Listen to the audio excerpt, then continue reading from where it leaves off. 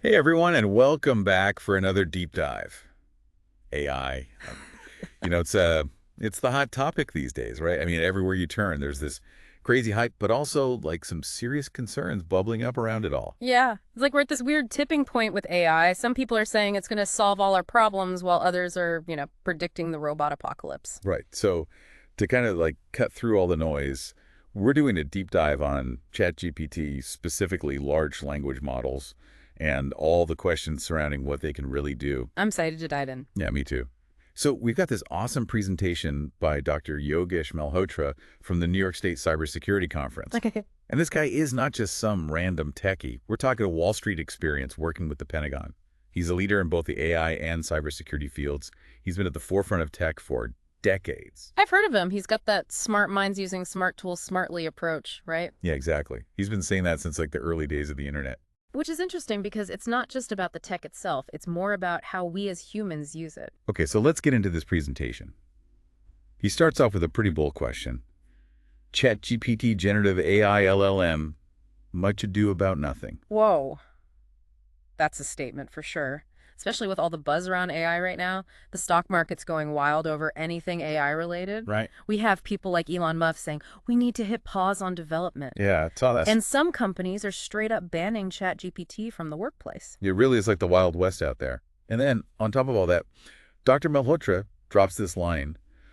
We see not much new beyond our presentations in the last 8 years. What do you make of that? I mean, it makes you wonder, right? Is he onto something or is he just missing the bigger picture? Right. So to get his perspective, we kind of have to understand his main argument, which is all about data models and algorithms. Okay. He basically says that those three things are the foundation of any AI system. And if you understand them, you can like cut through the hype and see what AI can actually do and what it can't. So it's like a BS detector for all the AI claims out there. Yeah, exactly. You can apply that framework to anything. Yes. Self-driving cars, those AI medical diagnoses, you name it. That makes sense. It helps you ask the right questions, like what data was the AI trained on, what model is it using, and what are the algorithms driving its decisions? Exactly. It's like before you freak out about some AI doing something amazing or scary, you got to look under the hood. Especially when AI is being used for things like loan applications or legal stuff. You want to know how those decisions are being made? Oh, absolutely. Like imagine being denied a loan and the AI can't even explain why. Yeah, that would be frustrating. Yeah, totally. And that actually leads us to a big concern that Dr. Malhotra talks about. It's the black box problem. Okay. I've heard that term thrown around. Yeah. So he's saying that a lot of these systems, ChatGPT included, are like black boxes. Even the people who created them don't fully get how they reach their conclusions. So we're just trusting these systems to make the right call, even though we don't know exactly how they're thinking? Yeah. And that's a problem when you're talking about healthcare finance or anything with high stakes. Right. If you can't understand why an AI made a decision, how can you trust that it's not based on bad logic or some hidden bias? To drive that point home, he brings up self-driving cars, Oh, yeah. which are getting better all the time, but they still can't handle really complex situations. And he points out that humans, even with all our flaws, are absurdly good drivers compared to even the most advanced AI. That's a good point. It definitely makes you think twice before letting a robot take the wheel. For sure. But before we go too far down the road of limitations, it's important to know that Dr. Malhotra isn't anti-AI. Really? He seems pretty skeptical. Yeah, he is. But he also says that AI research has to continue even with all the concerns. Huh. I'm curious to hear why. Well, he believes AI has the potential to do a lot of good. He even mentions his work with the U.S. Air Force aiming to do something epic, save the world. Pretty cool, right? Wow. Save the world. That's a bold goal. So he sees this tension between AI's potential and the risks of it being misused. Yeah. And I think that leaves a lot of us wondering, like, okay, how do we navigate this AI-driven world? That's a big question for sure. Well, that's where his smart minds using smart tools smartly idea comes in. It's about us being more thoughtful about how we design, use, and regulate these powerful technologies. So it's not just about building better AI, it's about being responsible with it. Exactly. It's like we're in the driver's seat and we need to be informed and engaged if we want to steer AI in the right direction. I like that analogy. So we've got the hype, the concerns, and the call for responsibility. Where do we go from here? Well, next I want to dive into Dr. Malhotra's concept of quantum minds. He says that in this world where AI is constantly changing, we need new ways of thinking and problem solving to keep up. Quantum minds. Okay, now that's interesting. Yeah, it's like we need to upgrade our own mental software to handle this increasingly complex tech landscape. So it's not just about AI becoming more intelligent. It's about us humans becoming more adaptable and insightful as well. You got it. What do you think about that? Does that resonate with you? I mean, it makes sense. AI is going to impact pretty much every part of our lives. And if we want to thrive in this new world, we need to be ready to adapt and learn alongside it. Absolutely. And I think this is relevant for all of us, whether you're a student, a business person, or just someone who's curious about the future. Understanding how AI is changing things and developing those quantum minds is going to be key. It's about more than just keeping up with the gadgets and algorithms. It's about developing that mindset of continuous learning and critical thinking and being able to adapt to whatever comes next. And those are skills that will benefit you no matter what happens with AI. I think that's a good place to pause for a moment. We've covered the hype around ChatGPT, the need for transparency, and the idea of developing quantum minds. It's been a great overview. Yeah, a lot to digest. Definitely. And there's still so much more to explore. I'm excited to keep going. Me too. I can't wait to hear what else Dr. Malhotra has to say and how it connects with other perspectives on AI. We'll be right back to continue our deep dive. Welcome back, everyone. When we left off, we were talking about Dr. Malhotra's idea of developing quantum minds to deal with all the complexities of AI. Right. It's a pretty mind-blowing concept. Yeah, it is. But it highlights this idea that AI isn't just about the technology itself. It's about us adapting our thinking to keep up with this ever-changing world. And what I find fascinating about Dr. Malhotra is how he connects these seemingly unrelated ideas to give us a deeper understanding of AI. Like he makes this interesting parallel between cyberspace and outer space. Okay, that sounds intriguing. How does he connect those two? He argues that the things we've learned from cybersecurity, all those lessons about trust, transparency, and collaboration, those can and should inform how we approach exploring and developing outer space. So it's like saying, just as we need rules and protocols to keep cyberspace safe and responsible, we need the same thing as we venture further into space. Exactly. And this is where the concept of trustable AI comes in. Dr. Malhotra makes it clear that AI can't just be powerful. It also needs to be reliable, transparent, and accountable. You're right. We can't just blindly trust these systems, especially when they're being used in situations with high stakes. But how do we actually make AI more trustable?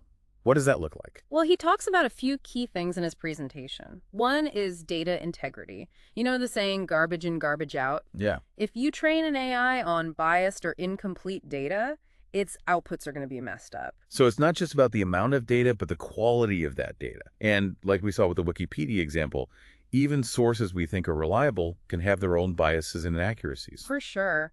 Another important aspect of trustable AI is explainable AI.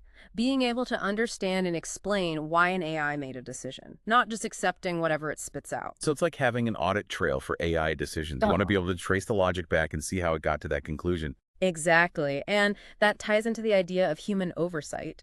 Dr. Malhotra says we can't just hand over all these important decisions to AI without having humans in the loop to review, question, and potentially override them. It's like finding that balance between utilizing the power of AI and maintaining human control. You got it. And we can't forget that AI is constantly changing. As these systems get more complex, the challenges of keeping them trustworthy also increase. Which brings us back to Dr. Malhotra's point about the need for continued research. Right. We can't just stop exploring AI, even with all the concerns. Right. But we have to do it carefully anticipating and trying to mitigate potential problems before they happen. He even compares it to the early days of the internet. There was all this excitement and optimism, but not a lot of thought about what could go wrong. We don't want to make the same mistakes with AI. So it's about learning from our past mistakes and applying those lessons to the future of AI. But it's not just about avoiding the bad stuff. It's about actively shaping AI development to benefit humanity. And that's where things get really interesting. It's no longer just a technical challenge. It becomes a question of values, ethics, and societal priorities. You're right. We need to be asking those big picture questions. Like, what kind of future do we want to create with AI? What role should AI play in our lives? And how do we make sure AI development aligns with our values as humans? Those are huge questions, and there are no easy answers. But they're questions that we need to be wrestling with right now as individuals, as communities, and as a global society. And these are exactly the kind of conversations that can help us untangle these issues. We've been focusing on Dr. Malhotra's perspective, which is super valuable. But I'm curious, what are some of the other voices and opinions shaping the conversation around AI? What are some of the key debates happening right now? One of the biggest debates is about how fast AI should develop. Some people, like Dr. Malhotra, are saying we need to be more careful and deliberate, prioritize safety and ethical concerns over just advancing as quickly as possible. It's like saying, let's slow down and make sure we're doing this the right way before we create something we can't control. Exactly. On the other hand, you have those who think we need to push forward aggressively with AI. They argue that the potential benefits, especially in healthcare and climate change, are too important to ignore. They might say that by slowing down, we're missing opportunities to solve some of the world's most urgent problems. That's their point. Yeah. And it's not an invalid one, so it's a tough debate with no easy answers. And as informed citizens, we need to understand and engage with that debate. You know, it's interesting how this keeps coming back to the idea of human agency and responsibility. No matter what side of the debate you're on, the message seems to be that we can't just sit back and let AI happen to us. Right. We need to be proactive about shaping its development and make sure it serves our collective interests. Absolutely. And that's something that Dr. Malhotra really emphasizes in his presentation. He talks about the need for what he calls quantum leadership to guide us through these times of rapid technological change. Quantum leadership. That's a new one. What does he mean by that? He's basically describing a new kind of leadership that's all about adaptability, vision, and a deep understanding of how technology and society are intertwined. So it's not just about being tech savvy. It's about having strong ethics and the ability to anticipate and navigate the ethical and societal impacts of AI. You got it. Yeah. And he argues that this type of leadership is crucial if we want to harness the power of AI for good and create a future that benefits all of humanity. It's a big challenge, but definitely one worth striving for. And I think we can all contribute in our own ways, whether it's staying informed about AI, engaging in these conversations, or just being more mindful about how we use AI in our daily lives. I completely agree. Every small step we take towards awareness and responsibility makes a difference, and that's what makes this so exciting. It's not just about the technology, it's about the potential for humans to work together to shape a better future with AI. Well said.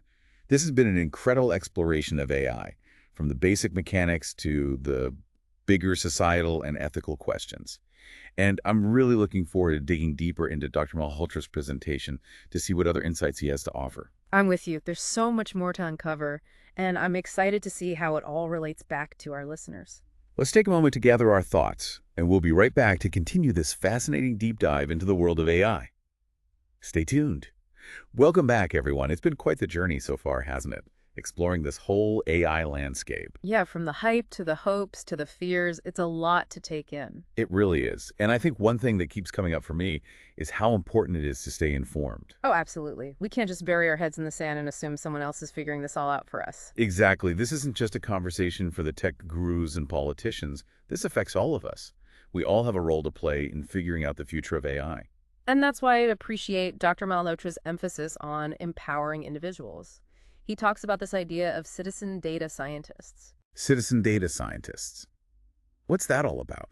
Basically, it's about people, even if they don't have a fancy degree in computer science, understanding the basics of data and algorithms and how these AI systems work. So it's like giving everyone the tools to be more critical of AI. Yeah. Being able to ask the right questions, spot the potential biases or, those red flags. Exactly. It's about empowering people to make informed decisions about the technologies that are impacting their lives. It's like giving everyone a basic AI literacy so they're not just blindly following whatever these systems tell them. Right. And I think that's going to become even more important as AI becomes more integrated into everything we do. It's funny, earlier we were talking about AI potentially solving the world's problems. But Dr. Malhotra reminds us that AI is a complex problem in itself. Oh, yeah, for sure. He actually uses this analogy that stuck with me. He compares AI to a powerful new drug. Oh, okay, interesting. It has the potential to cure diseases and make our lives better.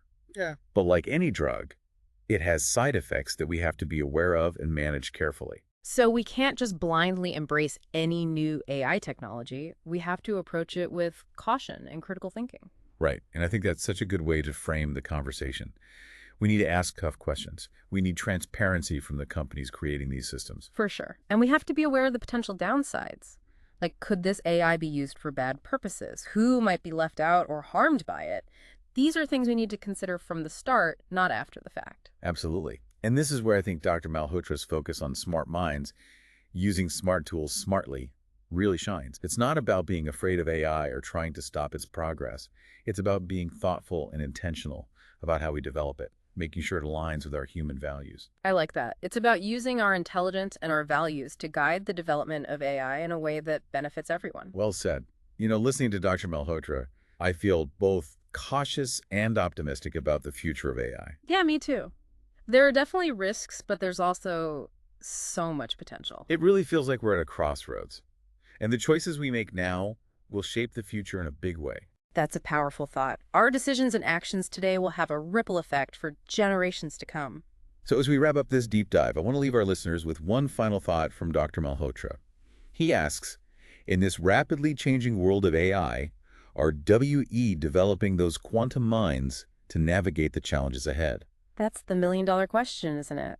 Are we willing to embrace the unknown, to learn and adapt alongside these technologies? Because the future isn't set in stone. We're creating it together through our choices, our actions, and our willingness to have these difficult but important conversations. It's both exciting and a little daunting, but it's a journey we're all on together. And that's what I love about these deep dives. It's about exploring these complex topics together and hopefully coming out a little bit wiser on the other side. Absolutely. Knowledge is power, especially when it comes to something as transformative as AI. Well said. A huge thanks to all our listeners for joining us on this deep dive. We'll see you next time. Keep those minds sharp and stay curious.